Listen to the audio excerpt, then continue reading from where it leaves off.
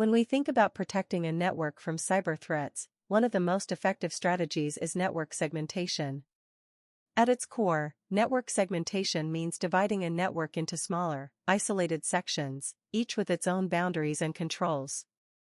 Instead of having one large, flat network where attackers can move freely once they break in, segmentation creates barriers, making it much harder for malicious actors to spread and access sensitive resources. Imagine your network as a building.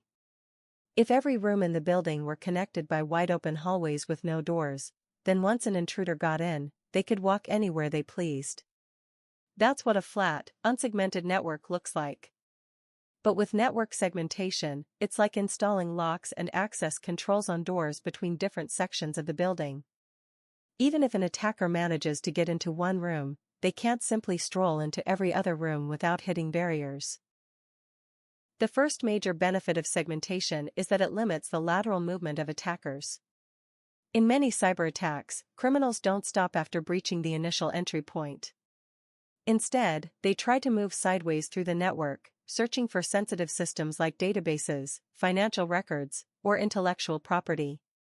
With a flat network, this movement is easy. But in a segmented environment, attackers encounter firewalls, access control lists, and monitoring tools at each boundary. This slows them down, increases the chance of detection, and in many cases, stops them altogether. Another critical aspect is that segmentation protects sensitive data in secure zones. For example, in a healthcare organization, patient medical records can be placed in a highly restricted zone. Only authorized applications and users, such as doctors or administrative systems, can access this zone. Even if an attacker compromises a receptionist's computer or a Wi-Fi-connected device, they won't be able to directly reach the protected medical records without passing through additional layers of security. Similarly, in financial institutions, payment card data and customer banking information are often placed in separate, highly secure network segments that meet compliance standards like PCI DSS. Segmentation also plays a vital role in enhancing performance and reducing the attack surface. By dividing a network into smaller, manageable sections, traffic can be better controlled and optimized. For instance, high-bandwidth applications like video conferencing or VoIP can be isolated from sensitive workloads to prevent congestion or interference. On the security side, segmentation reduces the number of pathways an attacker can exploit. If there are fewer routes leading to critical assets, there are fewer opportunities for exploitation. Let's look at some practical ways organizations implement segmentation. One method is physical segmentation, where separate network hardware, like switches, routers, and firewalls, is used to isolate systems. While this provides strong security, it can be costly and complex.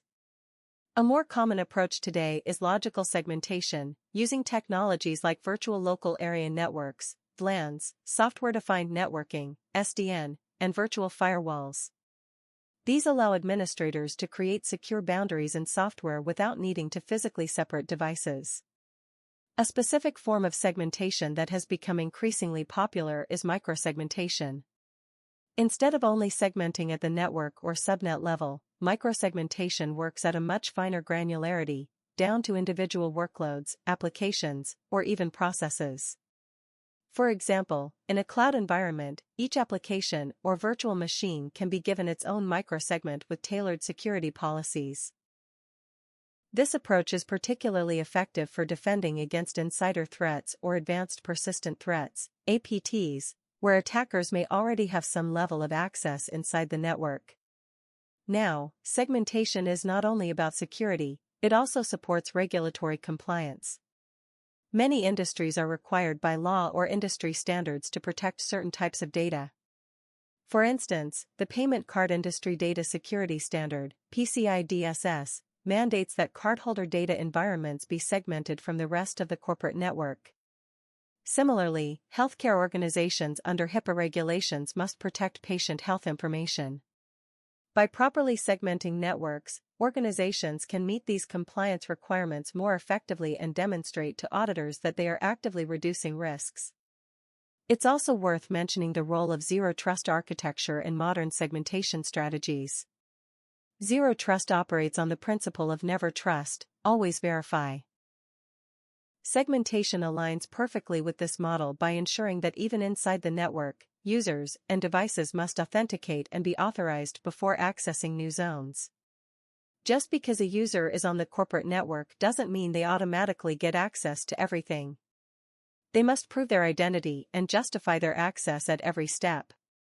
Let's illustrate this with an example. Suppose a company has three main environments: its corporate office network, its research and development systems, and its customer-facing web applications. Without segmentation, an attacker who compromises a single employee's computer in the office could eventually pivot into R&D systems, stealing valuable intellectual property, or into customer systems, stealing personal data. But with segmentation, each of these environments is walled off with strict rules about what can and cannot cross between them. The office user network might be allowed to connect to email and internet servers, but not directly to the R&D servers. Meanwhile, the customer-facing systems are kept in a demilitarized zone, or DMZ, where they are tightly controlled and monitored to prevent attackers from reaching deeper into the network. Another real-world benefit of segmentation is its usefulness during incident response. When an attack is detected, segmented networks make it easier to isolate and contain the threat. For example, if ransomware is spreading in one segment, administrators can quickly shut down that segment without having to bring the entire organization's systems offline. This containment approach minimizes damage, speeds up recovery, and keeps business operations running in unaffected areas. Of course, implementing segmentation isn't without challenges. It requires careful planning, clear understanding of business processes, and good communication between IT and security teams. If segments are too restrictive, they can disrupt legitimate workflows and frustrate users. On the other hand, if they are too permissive, they fail to provide meaningful security. Striking the right balance is key. Tools like network mapping, asset classification, and traffic analysis can help organizations design effective segmentation strategies tailored to their needs. In conclusion, network segmentation is a cornerstone of modern cybersecurity. By dividing networks into smaller, isolated segments, organizations can limit lateral movement, protect sensitive data, enhance performance, and reduce their attack surface. Whether implemented through VLANs, SDN, or microsegmentation, this strategy strengthens defenses against a wide range of threats, supports compliance requirements, and improves incident response. In today's world, where attackers constantly look for ways to move stealthily across networks, segmentation ensures that even if they break in, their movement is restricted, their activities are visible, and their chances of success are dramatically reduced.